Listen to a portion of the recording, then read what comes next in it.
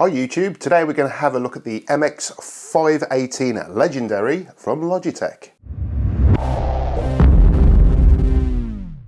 Okay, so this mouse came out approximately 2 years ago, and unfortunately I've had it for about 12 months, but due to what's going on in the world and also moving halfway across the country, it still hasn't come out of its box until now. So this is a brilliant mouse, and it's built upon the old Logitech MX518, which came out in around 2005. The same similar shape. It is 5 grams lighter than the original, which may be a game changer for some people. So this one weighs 101 grams as opposed to 106 grams for the original. All the buttons are fully programmable, so you can set up different macros or change the DPI of the mouse. So the mouse comes set up with 3 settings which you can change: 400 DPI, 800 DPI and 1600 DPI. But using the software, you can add up to 5 presets, so you can add 2 more to that list, and the maximum you can go up to is 16,000 DPI. Okay, so the sensor in this one is the Hero sensor, which stands for High Efficiency Rated Optical, and built into the mouse is a 32-bit ARM processor for saving and calculating all of the movements. So basically, this is just a modern, higher technology version of the original. Okay, so without further ado, let's get this thing opened up and have a look at what's inside. Okay, so inside we have the mouse itself. We'll have a look at that in just a moment. As usual, we have all the warranty and safety information. We have a small booklet here, which is just a guide to other products from the Logitech G range. And also we have a large Logitech G sticker, which you could place on your case if you wish to do so. The cardboard insert that was holding the mouse in place is basically the instructions. Plug it into a USB port and then download the software for the MX518. Okay, so the mouse itself is a nice large chunky mouse. We have a nice gradient style glossy, slightly sparkly specced top plate here.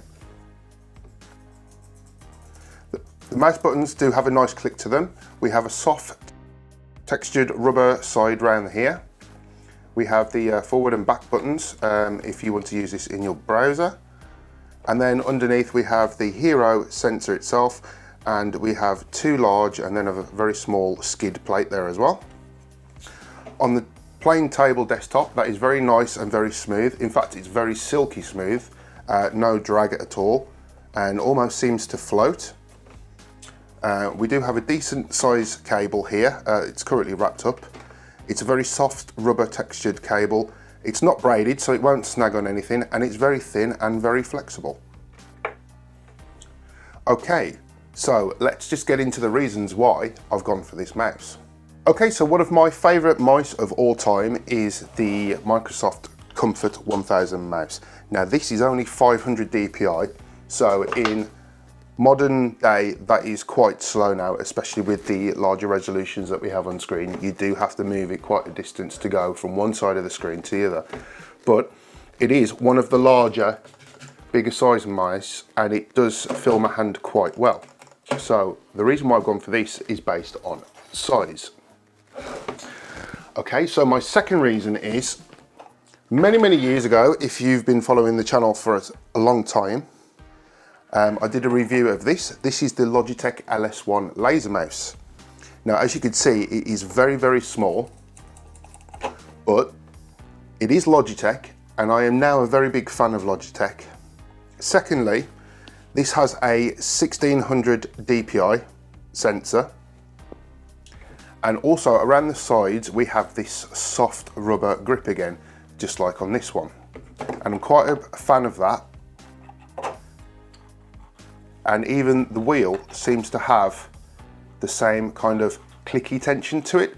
I'd say this one's slightly looser, but overall what I've been looking for is something with this size, with this type of sensor, and obviously a few more extra options. Now, back in 2005 when the original 518 came out, unfortunately I didn't get one.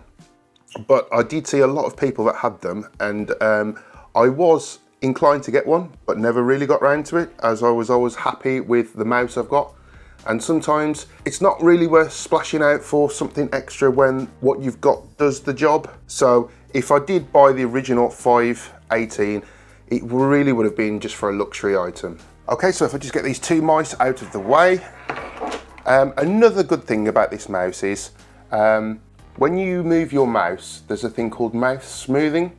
So if you really move your mouse quickly, it will accelerate across the screen and move quicker. This mouse won't do that. So if you move it 5 centimeters slowly or move it 5 centimeters quickly, it's still going to travel the same amount of distance. It's just going to do it quicker on screen rather than travel a further distance.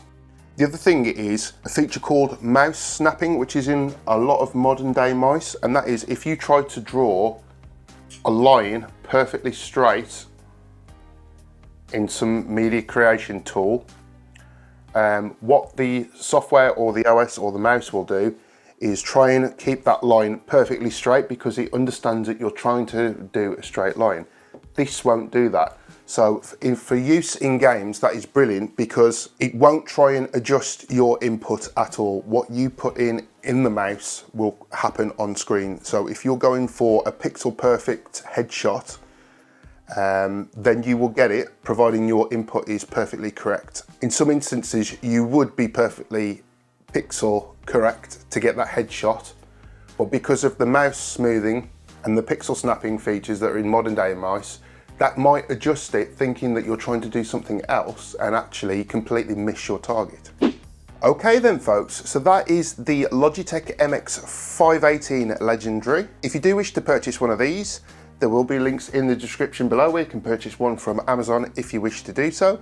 And as usual, thank you very much for watching. Please don't forget to comment, like, subscribe, and share this video with everyone you know.